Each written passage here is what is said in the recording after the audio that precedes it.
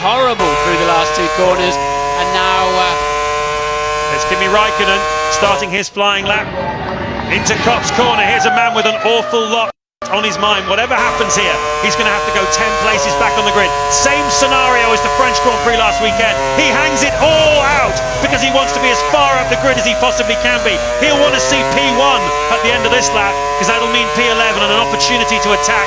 He knows his teammate Montoya is going to be at the front of the grid tomorrow. It is all to play for tactically, and Raikkonen is sticking it on the line here. He's almost 0.4 of a second faster than Jenson Button. Remember though, he'll go 10 places back from wherever he gets. well wide in Stowe corner, just about got away with it, but he would have given a little bit away there, but so fast down to the first sector. But surely he's not going to go light. He's got to carry some fuel to get him a good distance into this Grand Prix. But you're right, P11 would be the best, would at least save him something. He was 13th on the grid last weekend, finished second. If he can get up to 11, he's got a half a chance still of winning the Grand Prix. Different line altogether to Button through the final part of the complex, but still a third of a second up. This is to put pressure on Alonso, who's now warming up for his flying lap. He'll be the last man to go. He'll be told what Raikkonen's done. He wants to put as much pressure as he possibly can on him to remind him he'll come through the field tomorrow. This has been a special one from Kimi Raikkonen. He goes across the line just under 0.3 of a second ahead of Jenson Button, and Ron Dennis loves it.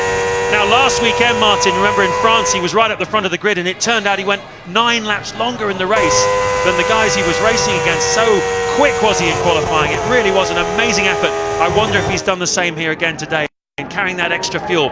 We'll find out in the Grand Prix tomorrow. Here's a man with who's going to try and snatch the pole then from Jenson Button. Well, Raikkonen's a 10 out of 10 driver for this year, no doubt about it, and so is this man, Fernando Alonso. He's been supreme.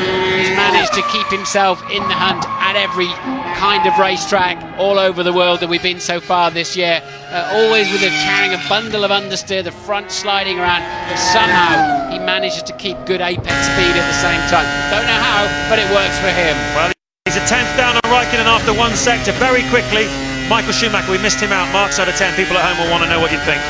9 for Michael. I think he's put in some stellar performances from time to time, but Alonso now, can he beat Button? I tell you what, that's going to be close, James. It certainly is. Jenson Button a 1:20.207, and Alonso is 0.3 faster than him after the first sector, so he certainly was on target after sector 1.